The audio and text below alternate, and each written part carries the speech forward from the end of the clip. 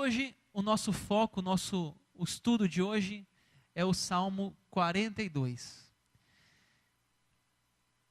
Eu quero iniciar esse salmo falando com a igreja sobre o desânimo. Desânimo. Esse salmo fala sobre desânimo. Vou mostrar para vocês. O que é o desânimo? Olha ali, desistência, falta de ânimo, abatimento, desalento. Não é todo dia que nós estamos animados. Tem dias em nossa vida que estamos desanimados.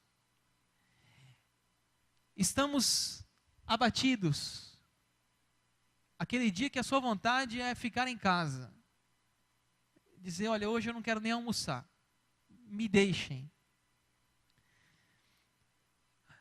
Aquelas preocupações, talvez na vida financeira, talvez o orçamento que não fecha, talvez as contas que não param de chegar e a gente vai ficando desanimado, abatido. Ou talvez na vida profissional, trabalho que não vai bem, cobranças, amigos, colegas de trabalho que são pessoas malignas, perversas, que são pessoas que querem fazê-lo tropeçar, enfim. São áreas da vida que eu poderia falar aqui tantas coisas, tantas áreas. Ou o casamento. Pessoas que estão desanimadas. O meu esposo nunca muda. A minha esposa, mesmas coisas fazendo todo dia. E assim, enfim, irmãos, com filhos, com os pais. Há muitos crentes desanimados. Talvez você chegou aqui hoje desanimado. Talvez você chegou aqui no templo hoje dizendo, pela graça de Deus que eu vim. Sem vontade de estar aqui talvez, porque está abatido, está sem ânimo, desalentado. Interessante que a palavra ânimo, você pode separar ali, desânimo, ânimo. A palavra ânimo, ela vem do termo latim, alma. Alma. Ou seja, o que é desânimo? A morte da alma, a tristeza da alma. A pessoa está sem vitalidade, sem energia, desmotivada. Ou seja, você está animado. O que é isso? Sua alma está ativa. Você está desanimado, você está sem ânimo, sem coragem, sem alegria. Isso é desânimo. E eu não tenho dúvida, irmãos, que o desânimo pode alcançar os cristãos. Eu não acho que é falta de fé. Eu não acho que é pecado. Eu não acho que é covardia. Não, é a vida. E eu quero mostrar para vocês no Salmo 42 como que o próprio salmista sentiu-se desanimado. Então o versículo que está em tela agora é o versículo 1 até o 3. Você pode acompanhar na sua Bíblia e conferir o que está sendo explicado. Como suspira a corça pelas correntes das águas, assim por ti, ó Deus, suspira a minha alma. A minha alma tem sede de Deus, do Deus vivo. Quando irei e me verei perante a face de Deus? Olha o verso 3 agora. As minhas lágrimas têm sido o meu alimento, dia e noite, enquanto me dizem continuamente, o teu Deus, onde está? Gente, esse salmo é um salmo de desânimo de um servo de Deus. Se você observar aí na sua Bíblia, ele está abatido, ele está desanimado, o salmista. Olha o verso 3, eu já li.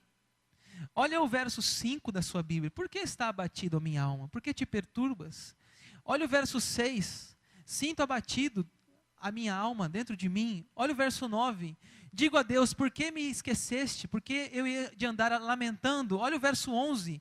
Por que está abatido? Ou seja, você pode perceber que vários versículos desse salmo falam de abatimento. falam de desânimo, falam de lágrimas, de tristeza, de choro. E você fala assim, mas pastor, ele é um cristão? Sim, ele é um servo de Deus. Ele é um salmista, um poeta inspirado por Deus, e ele está passando por isso.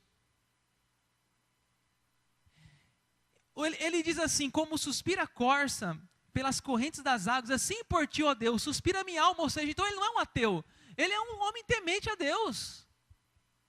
Ele diz, Deus, assim como as corças, ele olha para aqueles animais, que aqueles animais buscam água, e assim as corças, ele diz, assim também eu tenho sede de Deus. Ou seja, ele não é um ateu, gente, ele não é um homem que não é um ímpio, não, ele é um justo, ele é uma pessoa que crê em Deus. Mas ele está desanimado. Ele está desanimado. Ele ia para a igreja, o versículo 2 fala, olha o versículo 2 da sua Bíblia, fala assim, a minha alma tem sede de Deus, quando irei e me verei perante a face de Deus? Deixa eu explicar isso aqui. Na época da Bíblia, eles iam até Jerusalém, que era o local de culto, e eles iam em grande multidão, eles iam cantando. Então ele era um homem, além de temer a Deus, era um homem presente nos cultos. Ele ia até a igreja, na época, até o templo de Jerusalém. Ele diz, quando irei e me verei perante a face de Deus? Ou seja, ele tem alegria de estar na presença de Deus. Mas ele está passando por um momento da vida, desanimado. Ele está passando por um momento de abatimento, de desânimo. As minhas lágrimas têm sido meu alimento, diz o versículo 3. Dia e noite, ou seja, 24 horas de tristeza. Tem um livro do Caio Fábio, quem quiser depois buscar esse livro, o privilégio de poder simplesmente dizer, está doendo. Esse livro possivelmente deve já estar disponível na internet, é muito antigo, é um livro pequeno, nem é mais publicado esse livro. Quem gosta de estudar, pode pesquisar, é um livro muito bom. Deve estar na internet já disponível para download. Esse livro, ele fala do privilégio da gente poder dizer que sofre. Porque durante muito tempo, foi ensinado que o cristão não sofre. Que o cristão não fica doente. Que o cristão não tem depressão. Que o cristão não tem desânimo. Se você falar isso para sua mãe e ela fosse crente, ela dizia assim, está repreendido em nome de Jesus esse negócio de tristeza. Ela diz, vai orar, moleque, vai orar. Então, a gente foi educado nessa cultura cristã de que a gente não sofre. De que a gente não, todo dia é dia bom. E na realidade não é bem assim. Que bom seria se fosse. Então, esse livro do Caio Fábio, ele fala na Bíblia de pessoas que passaram por enfermidade, de profetas que morreram. Ele fala o exemplo de Timóteo. Timóteo, toma um pouco de vinho por causa das tuas constantes enfermidades. O Timóteo não era um servo de Deus? O pastor Timóteo não era um jovem piedoso e consagrado? Por que ele estava doente? Então, a gente não precisa achar que estamos livres dessas coisas. A teologia da prosperidade, ensina isso. A teologia da prosperidade diz, ensinam não orar, seja feita a tua vontade. A palavra de Deus diz, Cristo orou, Pai, não seja a minha, mas a tua vontade. A teologia da prosperidade, ponto 2, é da vontade de Deus curar sempre. A palavra de Deus diz, alguns santos jamais foram curados e morreram. A 3, dar ordens para Deus curar, A Bíblia nos ensina a pedir. A 4, a fé é essencial para a cura. Aqui do lado direito, a pessoa curada não exercia fé. Muitas pessoas foram curadas na Bíblia pelo pai, pela mãe, por um pedido de alguém. 5, fazer a nossa parte, né? A Bíblia diz que Deus é soberano, que Ele pode, inclusive, permitir algum momento da nossa vida difícil. E o 6, um crente não deve ficar doente, a Bíblia diz que pode até vir a morrer. Então, irmãos, essa ideia de que a gente não pode sofrer, de que a gente não pode ter desemprego, de que a gente não pode ter um problema no casamento, isso aí é balela, isso aí não é Bíblia. Porque a gente vê na Bíblia homens e mulheres de Deus que passaram por dificuldades. E você está vendo nas suas mãos hoje o Salmo 42. Por que está abatida a minha alma? Olha o verso 3 aqui no Data Show. Vamos ler juntos o verso 3? As minhas lágrimas têm sido o meu alimento dia e noite, enquanto me dizem continuamente, o teu Deus onde está. Tem gente que pensa isso, fala assim, você não tem fé? Ou seja, se você tem fé, você não pode ter problema. Mas o salmista tem problema. Talvez aqui, irmãos, alguns falam que talvez quem escreveu esse salmo foi o próprio Davi. Quando ele fugia de Absalão, seu filho. Imagine uma perseguição na própria família. Um problema com o filho dentro da família. E é 24 horas, né? Dia e noite. 24 horas de sofrimento. O teu Deus, onde está? Interessante que quando Jesus Cristo estava na cruz, falaram uma coisa parecida, né? Falaram assim para Jesus, Jesus, você salvou os outros, salva-te a ti mesmo, desce da cruz, né? E não entendiam o propósito de Jesus estar na cruz, né? Só não entendiam.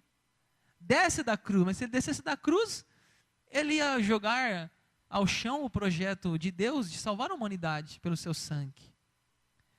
Então as pessoas às vezes não entendem, falam assim, mas por que você está sofrendo? Você não tem fé? Você não tem fé para ser curado? E critica, até mesmo critica a sua dor.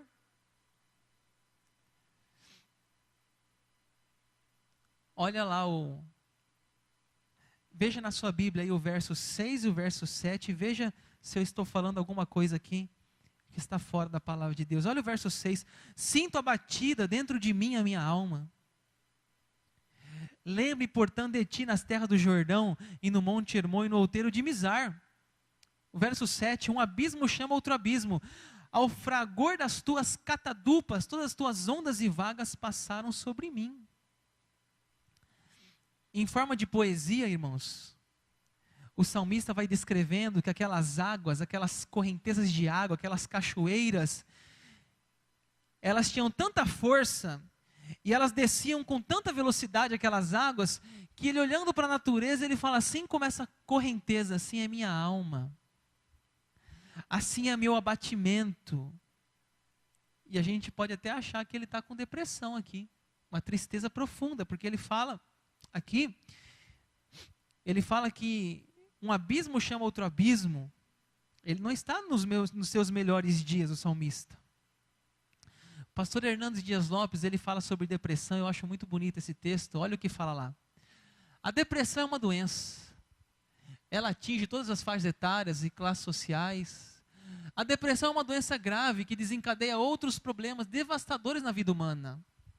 A depressão é uma doença ainda cercada de tabus e mistérios. Olha isso, aqueles que atribuem toda doença da mente aos demônios.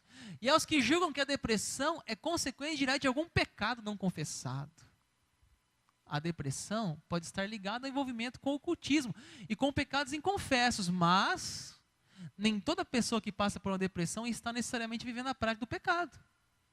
Uma pessoa piedosa pode enfrentar uma dolorosa depressão, como acometeu o salmista. Uma pessoa piedosa pode enfrentar uma dolorosa depressão, assim como acometeu o salmista.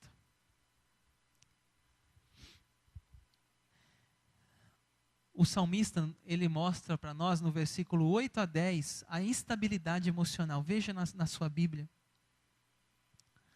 versículo 8 e 9, confere aí.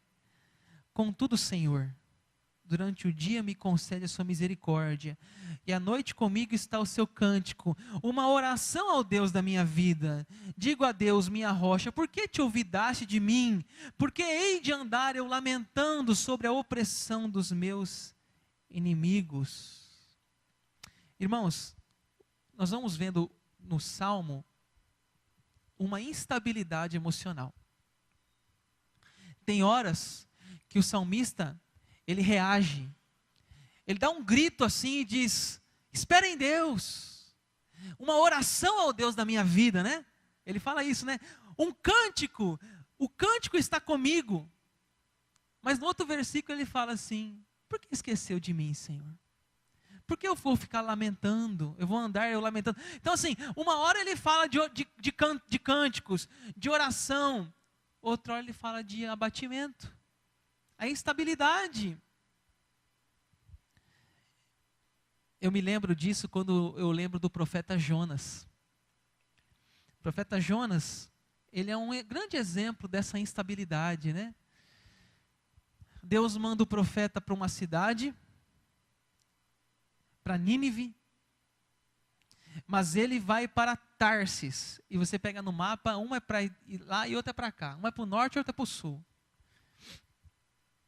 Alguma coisa dentro dele não está bem resolvida. Possivelmente ele tinha raiva, ódio dos ninivitas, porque mataram talvez os seus familiares nas invasões, nas guerras. Então ele fala, não Deus, eu não aceito evangelizar Nínive. E aí Deus manda ele para um lado e vai para o outro. Então veja que alguma coisa está fora de ordem na sua mente, no seu coração. Ele não está aceitando ali a vontade de Deus naquele momento.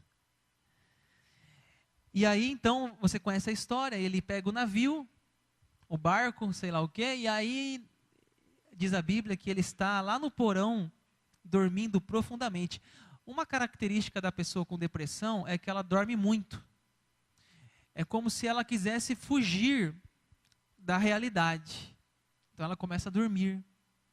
E a Bíblia relata que ele teve um sono profundo, né? Então, na época eles não conheciam esses termos técnicos de hoje. E você conhece a história, vem um vento, e os marinheiros ficam desesperados, e falam assim, alguém aqui por acaso está fugindo de Deus? Está acontecendo alguma coisa aqui? E Jonas fala, ei, sou eu sou o problema. Eu sou o problema de tudo, ele fala. Aí é interessante que ele fala assim, me joguem no mar e tudo vai resolver. Tipo assim, ele tá já está assim, tão, sabe, sem vontade. Ele fala assim, ó, gente, me mata, acabou o problema. Ele diz, não importa a minha vida, importa que eu não valho nada, me joguem no mar. E a turma joga, né? Acho que é interessante, a turma joga ele mesmo. Né? Imagine isso, né? Você chega para alguém e fala assim, ó, eu não estou bem, me mata. Não, vem aqui que eu te mato. Eu sou o problema. Não, então peraí, eu vou resolver esse problema. Então a turma faz isso com ele, a turma dá um fim nele mesmo. Mas Deus manda um peixe, diz a Bíblia, um grande peixe. Né? E depois vomita o profeta lá na praia. E o profeta lá na praia, no finalzinho do capítulo 4 de Jonas, o profeta fala assim, Deus, tira a minha vida, melhor é morrer do que viver. E Deus faz uma pergunta para ele, Jonas, é razoável essa tua ira? Porque eu quero evangelizar a cidade de Nínive, você não quer deixar? É razoável a tua ira, Jonas? E o livro termina com uma interrogação. Né? Não sabe qual foi a decisão do profeta. Depois você lê em casa, Jonas. É um livro bem curtinho, são só 4 capítulos e muito interessante. Mas a gente vê na vida de Jonas essa experiência. Né? E não só em Jonas, mas outros profetas, como Elias, lá no caso da mulher que ameaçou ele, Jezabel. Né? Você vê o próprio livro de Jó também. Né? E outros tantos, Moisés, Deus, esse povo é muito pesado, Deus, tira a minha vida. Então, gente, olha, a gente tem que parar com esse negócio de achar que o servo de Deus não tem dificuldade, que a gente não passa por problema, que a gente não precisa de ajuda e que a gente também é instável emocionalmente, muitas vezes. Que tem dia que a gente acorda triste. É reconhecer isso. Mas eu encerro essa pregação dizendo que Deus nos traz conforto se nós decidirmos reagir. E isso está no versículo 11. Vamos ler juntos o versículo 11? Porque está abatida, ó minha alma. Por que te perturbas dentro de mim? Espera em Deus, pois ainda o louvarei. A Ele meu auxílio e Deus meu. O Salmo encerra com um diálogo consigo mesmo. Sabe que é você olhar no espelho e você falar assim, Daniel, por que você está abatido? Então quando ele fala assim, alma, ele está falando com ele mesmo. Por que está abatido a minha alma? Sabe aquele negócio em que você acorda aquele dia, você está triste, aí você fala assim, fica tentando entender, por que eu estou triste? Fica tentando entender. Assim, cara, mas eu vou deixar essa besteira, eu vou deixar essa palavra, eu vou deixar a situação tirar a minha paz. Você fica pensando assim, será que é isso mesmo? Será que eu vou me entregar a essa tristeza por um problema que eu passei essa semana? Por que está abatido a minha alma? A gente tem que perguntar isso, gente. Por que eu estou triste hoje? O que aconteceu que eu fiquei assim? Que situação de ontem, ou de hoje, ou dessa semana que me trouxe esse abatimento? O salmista, ele tem essa coragem. Por que está abatido a minha alma? Por que te perturbas dentro de mim? Ou seja, para de me perturbar, alma. Alma é o quê? É ânimo. Cadê o ânimo? Por que estou em desânimo? Por que estou aflito, preocupado, abatido, ansioso? Espera em Deus. Espera em Deus, Daniel. Espera em Deus, alma. Espera em Deus.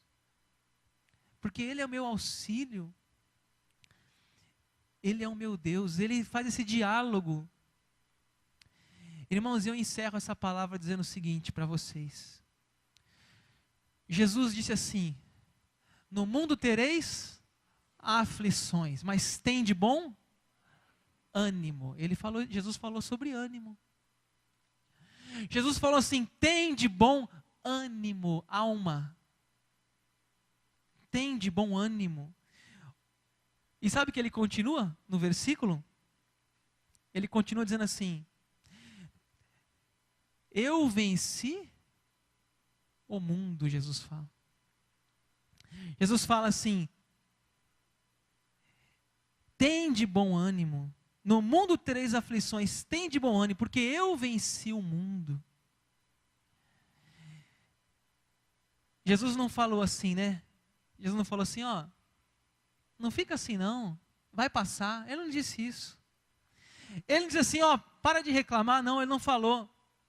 Ele falou assim, olhem para mim, olhem para o meu exemplo, olhem para a minha vida, vejam eu como referência. Jesus disse, no mundo tereis aflições, mas tem de bom ânimo, eu venci o mundo. Ele está dizendo, olha para mim, pelo meu exemplo, para a minha caminhada, tudo que eu passei, tudo que eu sofri, mas eu venci, ele está dizendo para nós. Eu venci o mundo. Ele deixou essa palavra para os seus discípulos. Muitas vezes discípulos desanimados. Muitas vezes discípulos abatidos. Os discípulos lá no caminho de Emaús. Abatidos. Mas ele disse para eles, tenham de bom ânimo. Tenham coragem. Enfrentem. Avancem. Confiem, olhem para o meu exemplo. Olhem para o meu exemplo.